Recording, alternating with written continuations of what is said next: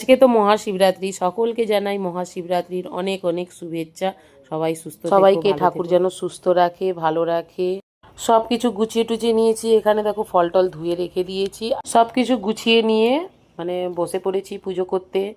আর আজকে তো একটু পুজো করতে দেরি হবে, কারণ দেখো আজকে সবাই বলছে বিকাল 5টা 5:30টার পর নাকি পুজো হবে।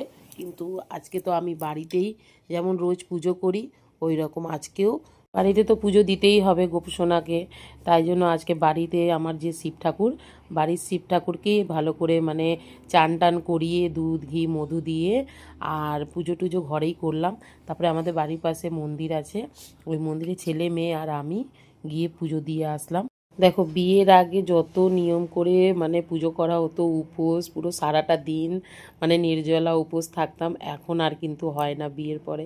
তাই যেইটুকুনি পারি ওইটুকুনি করার চেষ্টা করি পুজোটা।